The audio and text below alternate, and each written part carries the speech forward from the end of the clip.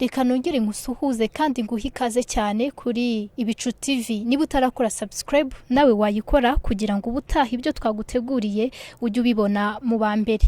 Mu minsi ishize rero nibwo hasakaye amashusho y'umuhanzi The Ben ari kumwe na Zari Boss Lady cyangwa se Zari Hassan. Ayo yose ni amazina amenyereweho, ariko Zari Hassan ni izina rye bwite. Zari wamumenye cyane atangira kuvugwa mu rukundo na Diamond Platnumz, usibye ko n'ubusanzwe ari umunyamideli ukomeye, akaba ari umugandekazi ariko uba mu bihugu bigiye bitandukanye muri Afrika y'Epfo ariko cyane. Mu minsi ishize rero hagiye hanze amashusho agaragaza Zari ari kumwe na The Ben. The Ben ni umuhanzi nyarwanda ubu ngubu ukorera ibikorwa bye bya muzika muri Leta Zunze Ubumwe za Amerika. The Ben yamenyekanye cyane hano mu Rwanda guhera nko mu mwaka 2009 2010. Muri 2012 nibwo yaje kwerekeza ku mugabane wa Amerika. Ibikorwa bye by'umuziki ubu ngubu ni habikorera. Muri iyi minsi rero afite indirimbo ikunzwe cyane na benshi yitwa Vazi, yakiriwe neza mu nshuti ndetse n'abakunzi be, by'umwihariko abakunzi bihangano bye. Nkuko bisanzwe rero uyu muhanzi yakoze indirimbo igakundwa, abakunzi be bagenda bafata amashusho atandukanye bari kuyiririmba bakayapostinga ku mbuga nkoranyambaga, nawe akayapostinga kugira ngo abereke ko urukundo bamufitiye yarubonye. Mu minsi ishize rero Zari yagize gutya na The Ben bifata amashusho bari kuririmba indirimbo Vazi. Ni indirimbo nshyashya ya The Ben nyine nkuko nari maze kubivuga. Abantu rero batangiye gucika ururondogoro, hacicikana amagambo atandukanye bavuga ko The Ben ngo yaba ari kumwe na Zari ubu ngubu mu rukundo. The Ben rero yagize icyo avuga kuri ibyo ngibyo, kuri ayo magambo atandukanye abantu bagiye bavuga nyuma yo kubona ayo mashusho ye ari kumwe na Zari. The Ben ubu ngubu uherereye muri Chicago muri Leta Zunze Ubumwe za Amerika yaje kubwira itangazamakuru ko ngo asanzwe aziranye na Zari, ngo ko ari nabyo byatumye bahura bagafata amashusho bari kumwe. Mwijwi rye cyangwa se mu magambo ye The Ben yagize ati, njyewe muri Uganda buriya mpafite abafana benshi, umwe muri abo bafana ni Zari. Ati kenshi yagiye anyereka ko ari umufana wanjye. Ati ni umuntu uzwi cyane, rero nanjye kubera ko aba umufana wanjye ndabyishimira. Ati twajyaga tuganira ku mbuga nkoranyambaga, tugakomeza kuvugana no kuri telefone ariko tutarahura.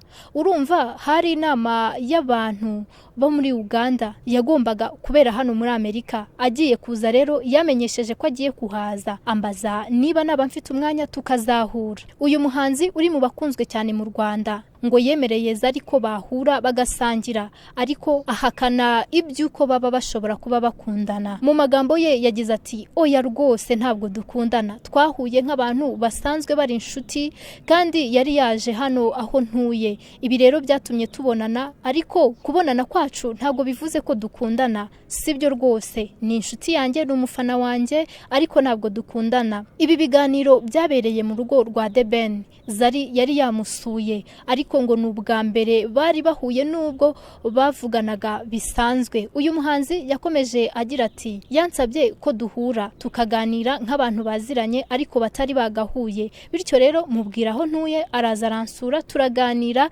hanyuma aza no gusubira muri gahunda Zari zamuzanye hano muri Amerika. Aya mashusho ya The Ben na Zari bari barimo gusangira yumvikanamo indirimbo Vazi, ariyo ndirimbo nshyashya The Ben aheruka gushyira hanze, yakiriwe neza n'abakunzi b'umuziki we kurusha izindi. Iyi ndirimbo mu buryo bw'amajwi n'amashusho yakozwe na Click, nawe ubu ngubu uherereye muri Leta Zunze Ubumwe za Amerika. Zari wamumenye cyane ubwo yatangiraga gukundana na Diamond Platnumz, gusa mbere hari n'abandi bari bamuzi kuko aba mu ruganda rw'imideli, akaba ari n'umugore ukize cyane rwose ko nawe yiyita ko ari Boss Lady. Yabyaranye na Diamond Platnumz abana babiri, baza gutandukana umwaka ushize kuri Sevahante ku munsi w'abakundana muri Gashyantare 2018 nibwo batandukanye. Zari yangaga ko ngo Diamond ngamuca inyuma, akaba rero aricyo bamujijije kigatuma batandukana. The Ben we nta kintu aratangaza kijyanye n'ubuzima bwe bw'urukundo. Mu minsi ishize ubwo aheruka kubazwa niba ibyamuvuzweho ko akundana n'umukobwa uri mu mashusho y'indirimbo ye Naremeye, yavuze ko badakundana, ko ari inshuti ye bisanzwe, ko bari baziranye no kuva kera yuko Naremeye ikorwa, hanyuma bikaza kuba ngombwa ko bakorana n'akazi. Bakomeje kumubaza iby'urukundo rwe cyane, yaravuze ati ndi kumva itumanaho ritagenda neza. Icyo kibazo muzabe mukimbaza ubutaha. Reka tugushimire cyane ko ukunda Ibicutv kandi ko wakoze subscribe. Niba utarayikora nawe wayikora. Ushobora kujya ukunda ibyo dukora ukanda like, wasangiza inshuti zawe ukora share, kandi ujye uduha n'ibitekerezo bitandukanye ku nkuru tukugezaho umunsi ku wundi. Reka tugushimire ko abanye natwe, ibyo urimo gukora byose bikomeze bikugendekere neza.